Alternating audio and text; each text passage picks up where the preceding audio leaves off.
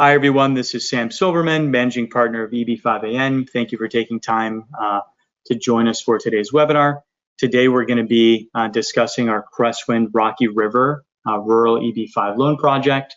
And we have the privilege of having two of our current EB5 investors in the project with us today. Niharika and Ishaan have graciously joined us for a short interview, and they're going to share some of their details about their experience, and we're very grateful to have them with us today. So to start out with, could you both share a little bit of information about yourselves, introduce yourselves, where you're from, and tell us a little bit about your journey to the United States and kind of what that looked like before you decided to do EB5. Sure. I'm Niharika currently working with Amazon. Both Ishaan and I have been in the US since 2015.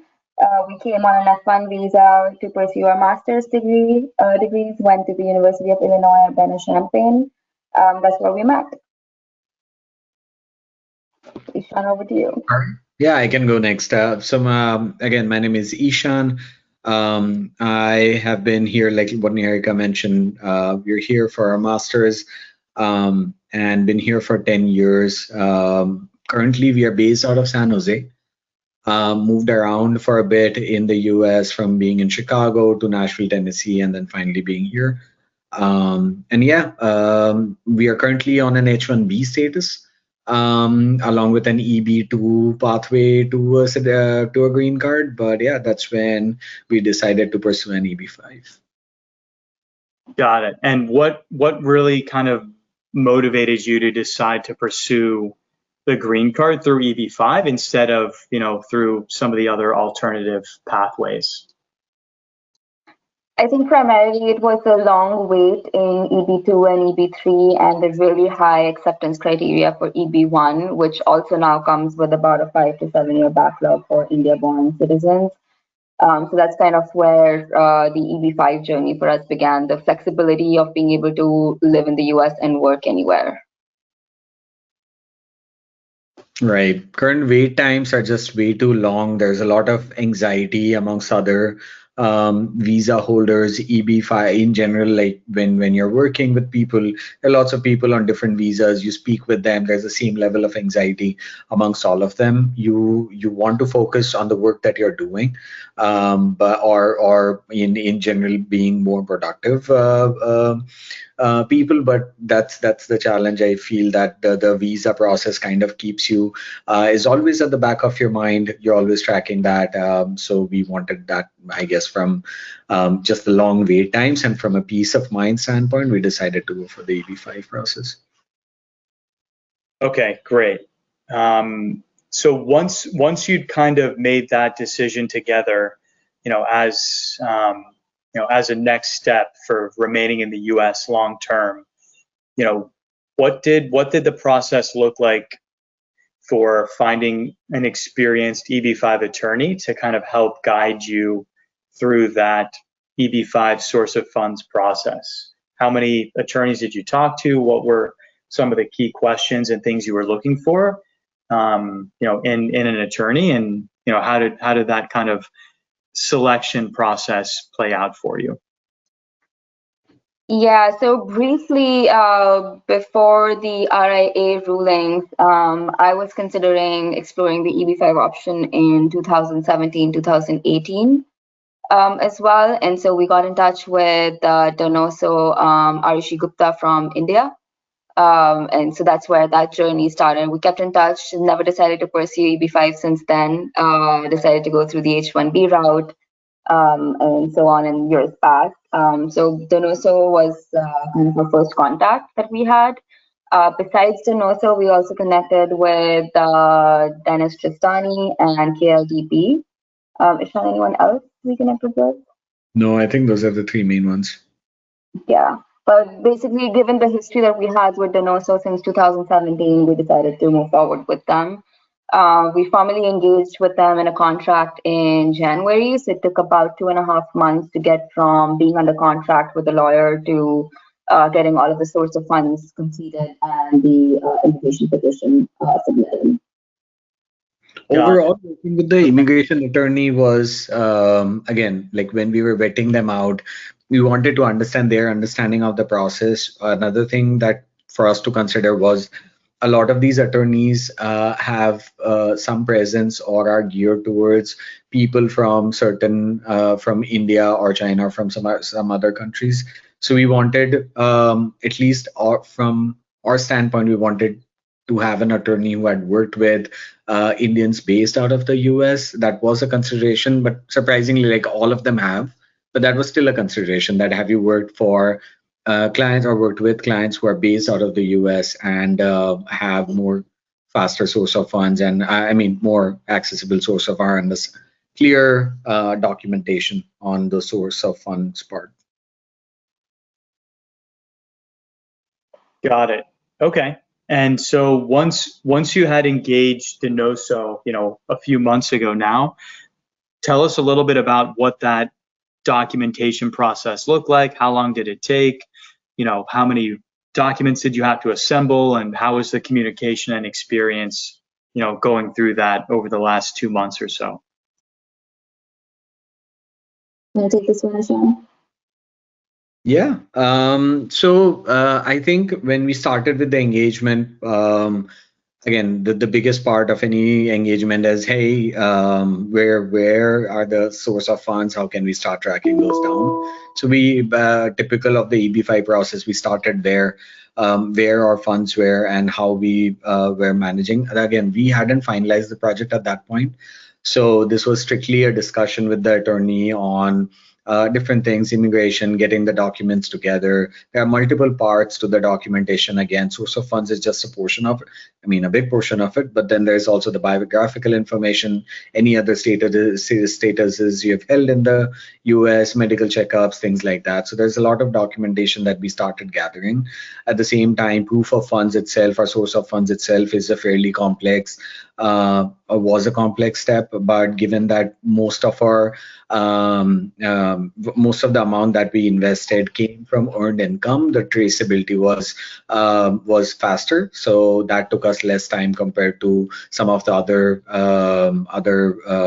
people we have spoken to who have also gone the EB-5 route. So pretty much, like, I think 2.5 months just putting together the biographical information, the source of funds, and finalizing the project and filing.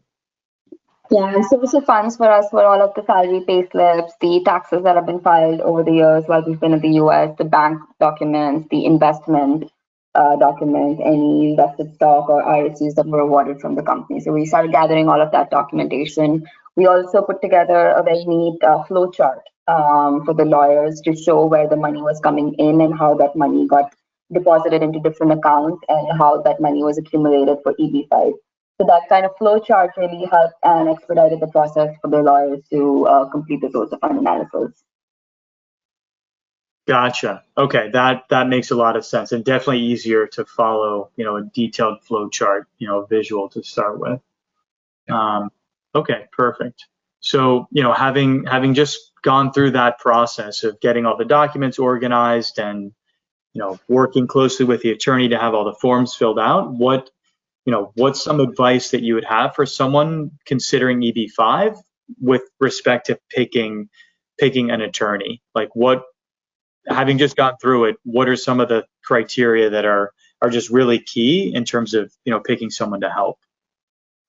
I think the first key thing would be if there are any international source of funds involved, so like gifts from friends or family, or anything coming from outside of the United States, then you need to have an attorney that understands how that money is coming in and being funded for the EB-5 project. For us, it was fairly straightforward, with all of it being salaried funds from the US. But a lot of times it's very complicated. And so having an attorney that has an understanding of the cross-border taxation and what's allowed to be submitted for EB-5 is really helpful. And I think the second point that was really helpful was for us to understand where our funds were coming from, because there were investments over time that had multiplied.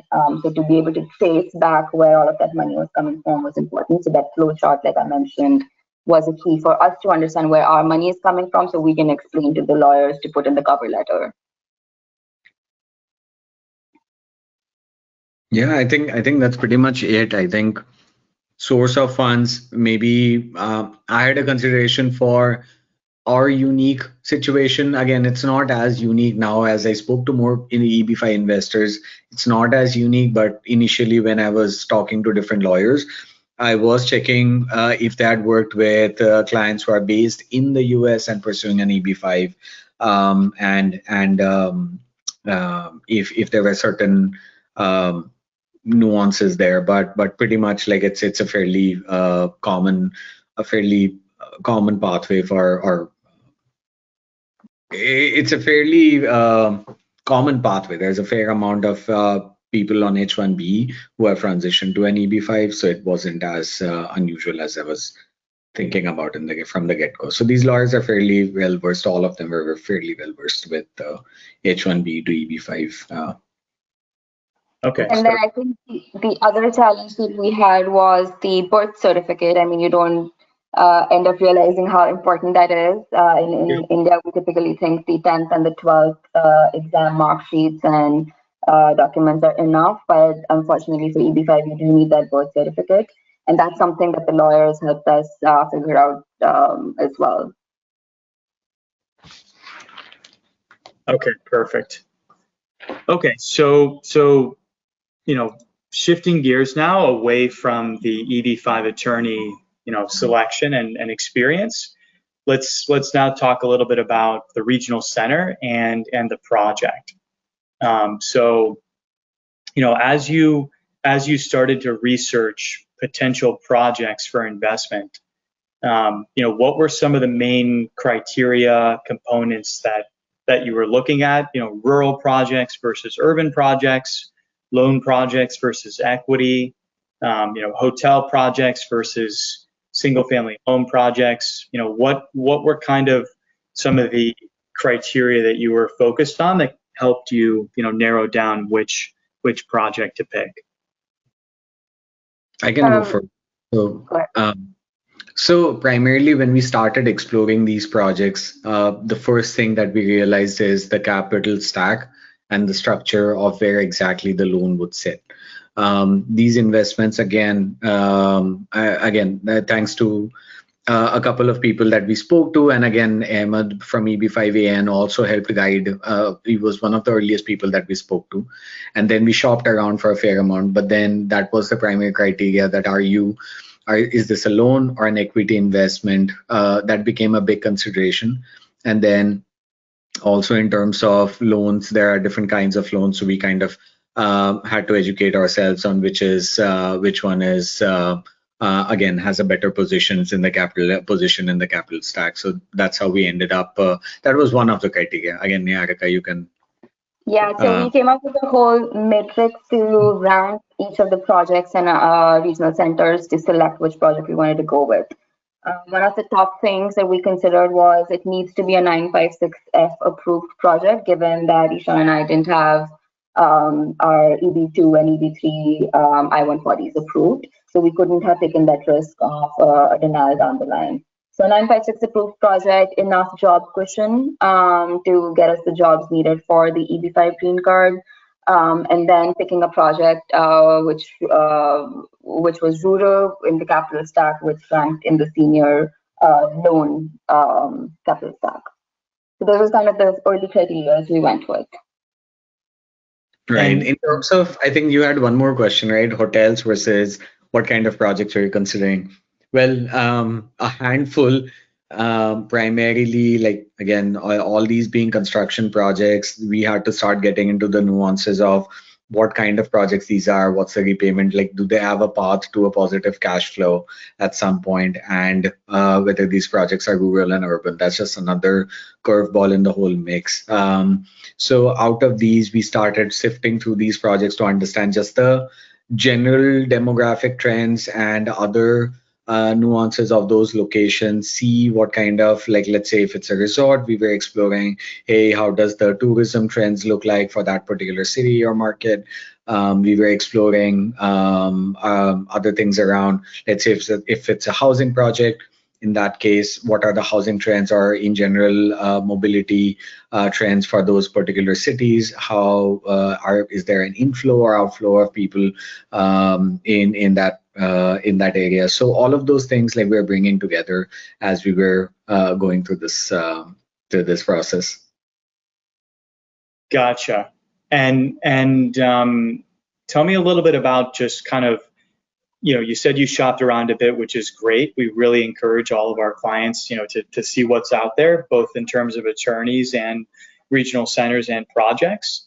As you kind of looked around the market, what were some of the differences that you saw, just in terms of data sharing, responsiveness, and just general experience, with some of the other regional centers compared with EB5AN?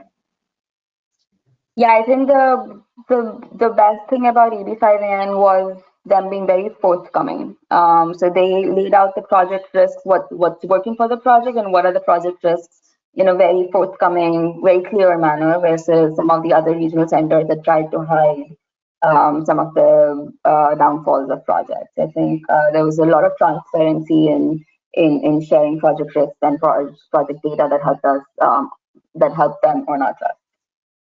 Yeah, definitely. So I went on, like, there's a handful of different EB5 companies or developers and companies that we're speaking to, and across all of them, like, EB5AN came out to be the most transparent. We could find project plans and very thought out, meticulous details about the project in general. Even past projects, we had a lot of transparency in terms of where they are, the repayment, and things like that. A lot of externalities that I could not simply glean from the websites. Other companies, some of them don't even offer much reading material on the project without talking to an individual. So that way, the research was happening a lot offline. A lot online without necessarily talking to an individual, which is again a very fresh take on the way we were spending time with people when we were shopping around and just wanted some information, right? We didn't have to talk, but then we were still talking to these. So I kind of like that about EB5AN, where just the abundance of information that we had on the projects, on the RC in general, and the specific nuances on the projects kind of helped us get a lot more information and just in general understand the project a lot better without having to have multiple follow-up conversations with an individual. Gotcha. EB5AN made us feel fairly comfortable with putting in $800,000 in investment in a project. A lot of the other RCs that we spoke to made us nervous about that investment. Okay, that's fair enough. So separately from EB5AN as the regional center, a large part of the decision is obviously the regional center, but also the reputation and quality of the developer, the company that's ultimately going to use the EB5 funds in the project. I'm sure you compared some of the developers of some of the other projects that you looked at. But what about Coulter, the developer of the Rocky River project, specifically, made you comfortable that, okay, this is going to be a good developer that's, going to be able to execute on the business plan and get the project, where it needs to be? Just how did you kind of research into the developer, and what made you ultimately say, I trust Coulter to get the project completed? So in general, I had we started reading up on Coulter once we were assessing two of the EB5AN project. One was, I think, one Tampa, and then Rocky River one. Also, Twin Lakes was also live back then. So we were going through these projects. We looked at Coulter as a construction group, and we looked at just the past, their past of successful projects. Again, that gave us a lot of confidence in just in the terms of scale and also the terms of volume that they have delivered over the last couple of, or I think 3 decades or something. So there's a lot of background over there that we typically ignored in the when we were starting off this research. Most of the developers that the other RCs are working with sometimes turned out to be very small or or brand new developers just working on this one project. So compared to that, Coulter seemed to be a lot more familiar and larger name. In general, they had a lot of successful projects. Just the volume of houses that they've delivered over the last 20, 30 years has been massive. So all of that gave us confidence about the Coulter's ability to float. Another thing to consider was there have been 2 financial, I would say market anomaly events. One was the 2008 financial crisis and then COVID. Coulter seemed to be get through both of them. So that was another thing that we just considered, because COVID led to some sort of a strain on overall the construction business, the overall construction business, and Coulter seemed to just come out of that. So that again gave us some more confidence on the developer as a brand and as a company. Yeah, and just to add to that, we of course did read all of the documents that Coulter had provided for the Rocky River project that we finally invested in. But we independently came to the same analysis for North Carolina and for that area in terms of people moving in terms of senior housing becoming more popular. So we independently were able to validate a lot of what Coulter had already put together to vet out that project. So having both things match was made us more comfortable investing in the project. Perfect. And in terms of the rural TEA qualification, how much did that kind of drive your decision? You know, you mentioned the One Tampa project earlier. What ultimately, you know, made you more comfortable with going with Rocky River, which is rural, versus One Tampa, you know, which is urban? A couple of things played into that decision. So on paper, when we were evaluating One Tampa, it seemed like a better project. The payback was quicker, so we would have received our money faster. But considering the ongoing IIUSA lawsuit, there is still a possibility that repayment would be linked to getting your green card, which is why we thought that the rural project gets us a better chance of getting our money back, albeit in a longer time frame. But we will get our money back along with the green card much quicker versus the urban project. There wasn't really a project decision, it was more green card immigration decision to go with Rocky River, the rural TEA.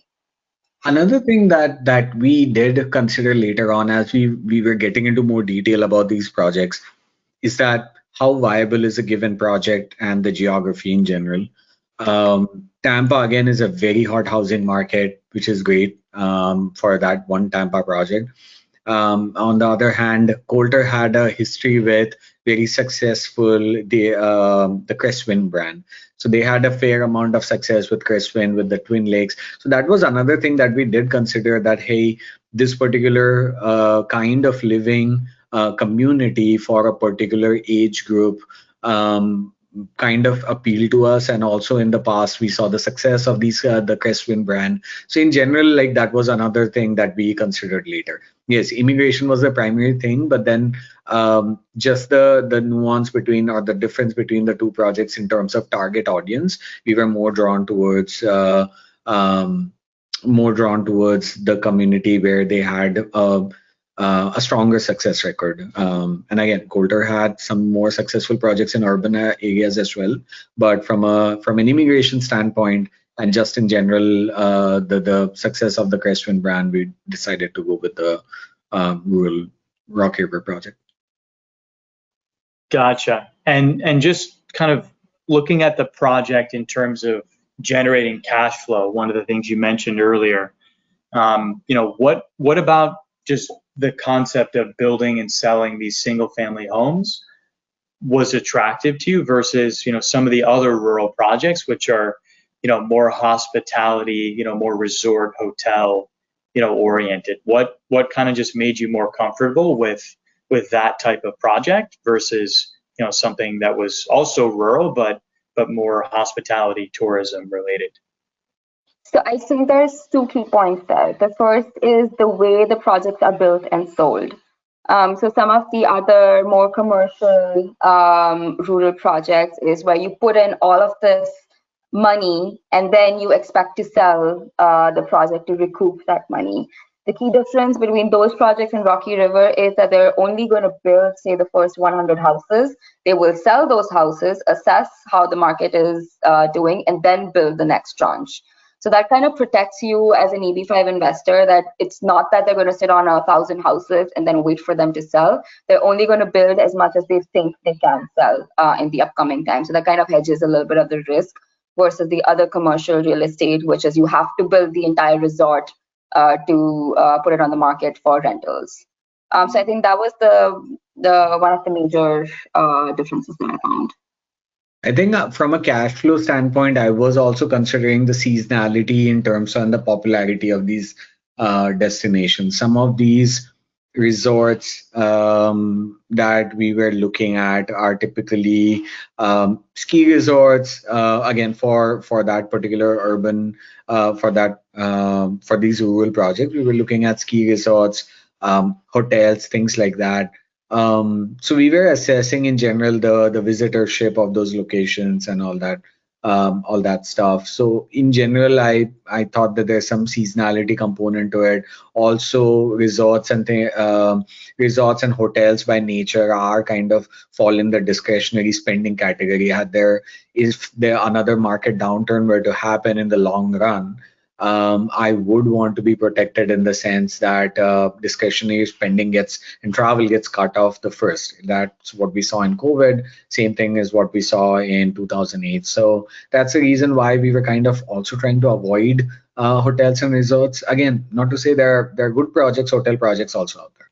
But we just wanted, given the time horizon we are looking at, it's close to 7 years, we wanted to plan for something and avoid some of the risk that comes with tourism or hotel related project.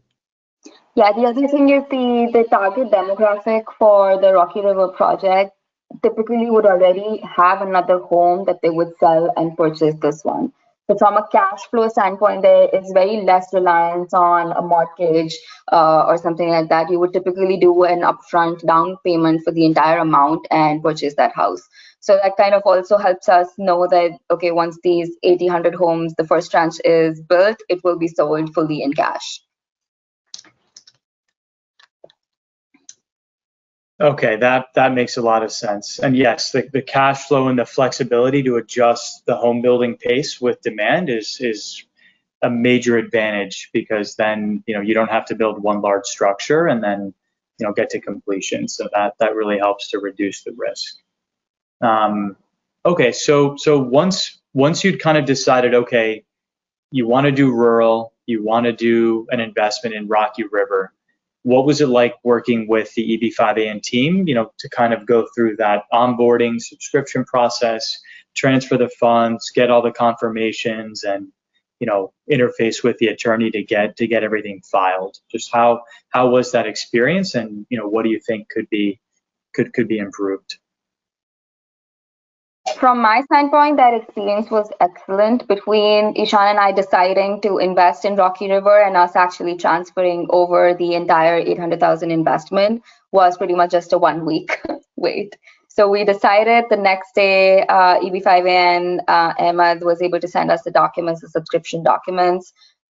We reviewed them, we got them reviewed by our lawyers, we signed them and sent over the payment along with the documents. It was a fairly straightforward process, and then within another 48 hours, all of the documents that the lawyers needed from the regional center side were already sent over to them. I think in general, the experience was very, very positive. Like when you speak to multiple RCs, and we spoke to maybe 8 or 10 different RCs in the get-go, each of these RCs, like the expectation is that, hey, you're going into this blind. You can read as much online as you can. but then the RCE also needs to educate you on the project, on the nuances and things like that. I think by far the EB5AN team and Ahmed, we are primarily working with him. In general, the experience with them was much better. We learned a lot about the EB5 process in general, about these investments from Ahmed. And this is not just pertaining to the project, it's in general an overall understanding of what these projects are and the risk. And then we had follow-up questions. We had multiple sessions with EB5AN. That did not necessarily happen with the other RCs. Even when the ones with that are attractive projects, we were again, we went in with the knowledge that we probably gained from talking to the EB5AN team, which helped us have more informed decisions. So in general, we had, like, I had a fair amount of, I think that it was a very positive experience. Just the way we were onboarded to the whole thing, we asked about multiple projects. We had like different 30-minute connects for each individual project, and for each one we had a very overall a fairly positive outcome where we learned more about the project and learned new things. So all in all, like, I just think from that standpoint, like making sure your buyer understands or your customer understands the full thing, I would give 10 out of 10 points, because we fully learned the process. It helped us, make us more comfortable with it. It made us feel we know what we are doing. At the same time, it made us feel that you guys also know what you're doing. Yeah, EB5AN definitely educated and trained us to ask the right questions without the expectation that we will move forward with them. So a lot of the other RCs that we talked to were basically, come sign with us. We're the best in class.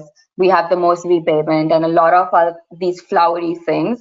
Nobody really talked to us at the project level on what are the merits of the project, what are the risks associated with it. So EB5AN, again, wins on the transparency, but they really educated us on what are the right questions to ask and how do we correctly assess a project without the expectation of them wanting to invest with them.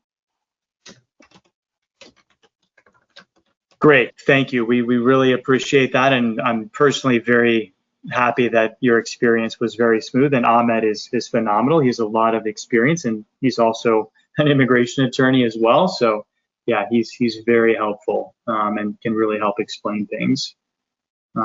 Okay, great. So having gone through the whole process at this point, getting the documentation for source of funds, hiring the attorney, selecting the project, investing the funds, filing the petition, having gone through all of it at this point, what kind of general advice would you have for other investors, similar to you, let's say, in the US already, on H1, maybe facing a long waiting time for EB2, EB3, is it a good idea to do EB5 and then just generally, what kind of general advice, once you decide to do EB5, what are some kind of key things that you learned that you'd want to pass on? I think for those who are again just going off that prompt, I think for those who are interested in EB5, Niharika, do you want to take that question actually? Sure. I think early recommendations for me, for anyone that's trying to evaluate whether EB5 is the right path forward to them, for them or not, it's a very personal decision. For us, it was driven more by not having I-140s approved and not having enough time left on H-1Bs. For others, it could be something like there's 20 years wait time on an EB2 or EB3 to get a green card. So the situation is very different. So they need to come up with the criteria that is most important to them. But my recommendation to them, first, in a fun recommendation would be have a first call with Ahmed. He will really try to explain what you need to ask and how do you evaluate the whole process. Because our first conversation was with Ahmed, and that was very eye-opening for us, I think. Now that I go back and reflect, a lot of what we learned about the EB5 process was from that first 30-minute conversation that we had with Ahmed. The other thing is, I forget the name of the book, but Ishaan maybe might remember. We read a book on the EB5 investment that kind of walked us through what are the different stages, what is the capital stack. Like the first 30 minutes of conversation were a lot of jargon and terms like capital stack and equity and loan structures. Are you senior debt? There was a lot of things that were being thrown at us, with us not fully understanding what all of that meant. That book really helped us understand what does that terminology mean? What does the process look like? Why do people who have applied before 2022 not have their green cards now? What changed after the RIA rulings? What are the urban and rural, set aside visas mean? So a lot of those fundamentals were cleared to us through that book. So I would highly recommend reading that book. I think the other recommendation I would have is talk with anybody that is willing to talk to you about EB5. At first, the first 30 days of scoping a project is really absorbing all of the information that's being thrown at you, and it's a lot. There's a lot of good projects out there. There's a lot of bad projects out there. There's a lot of RCs out there. So talk to whoever you can to gather as much information so that you can figure out what is important to you to make the decision on which project and which RC to move forward with. Yeah, I think net fully echo Niharika's point on reading that book, definitely scheduling calls or at least introductory calls, learning more about the EB5 process in general, and just getting familiar with these projects. This can be a daunting task for almost anyone. It took us 2.5 years. 2.5 months to fully finalize and invest in this, and during that time we were just absorbing and discussing and brainstorming on what all do we need to consider. So I would definitely say that start early. If you're even remotely interested, do read up this particular book, do talk to EB5 different EB5 RCs, talk to EB5AN. But do talk to RCs and just get familiar with the process. Every conversation you have, you'll incrementally learn more, and at some point you'll be very well versed where you go into these conversations fully knowing what you need to know about the project to make a decision about it or not. So again, that I think that just get started when you think is this a viable pathway, start immediately and just start talking to people, I would say. Yeah, the name of the book is The Essentials EB5 Investors Guide by Dilip Parmeshwaran. Excellent book. The other thing I would recommend is take everything that everyone is saying with a pinch of salt. The different people that you are talking to, everybody has their own point of view and is looking at their best interest. You are the only one that's looking at your best interest. So everything that everyone else is saying needs to be taken with a pinch of salt, and you will have to analyze it for if that's the right decision for your investment. Perfect. All right. And so, just to conclude, again, having gone through the whole process now of getting everything filed, would you recommend your EB5 immigration attorney and EB5AN for other, foreign investors considering EB5? And if so, what are kind of the couple main reasons why, you would endorse those professionals that you've worked with? Yes and yes. I will recommend Denoso and EB5AN for others. The main reason is transparency, the communication that happened between all the teams, and EB5AN just being very forthcoming and always available for our questions. Yeah, so definitely, again, yes, on Denoso side, with them, we've had a positive experience. Again, like Niharika mentioned, she's been or at least spoken to Arushi or the Denoso partner a long time ago, maybe 6 or 7 years ago. And her being in that space since then gave us some confidence. So I think all in all, it was a positive experience. She knew our unique circumstances and helped clarify a lot of the doubts. Again, the immigration can be a complex process, so she helped us along the way get through each of those stages, one step at a time. And the next would be, yeah, I would definitely recommend EB5AN. So far, like the overall experience has been phenomenal. This is a big investment. It's equivalent to buying a house, right? Or maybe more, because you're putting a lot of capital in one go. Making sure that you're comfortable with the project, you understand the project, you're comfortable with it, you understand the cash flows, the long-term goals of the projects, and those things. I think I have been like very comfortable with EB5AN compared to any of the other RCs. Like, we definitely liked the way we approached the project and we understood it. We approached the project and how the projects were structured. Again, Coulter Group also came out as a strong partner for EB5AN, which also gave us a lot of confidence in the projects that were happening in general. So yeah, I would definitely recommend working with EB5AN as well. Great. Well, thank you both again for first, trusting us with your investment, and second, obviously for taking the time today to share your experience with other, similarly placed investors in the US and abroad who are also, considering, taking that leap and making an EB5 investment. So I personally appreciate it, and I know Ahmed and the rest of our team, appreciate the faith and trust that you've put in our team. And yeah, thank you again for taking some time today. Thank you, Sam, for interviewing us, and thank you so much to Ahmed for making us feel fairly comfortable about putting $800,000 on a project.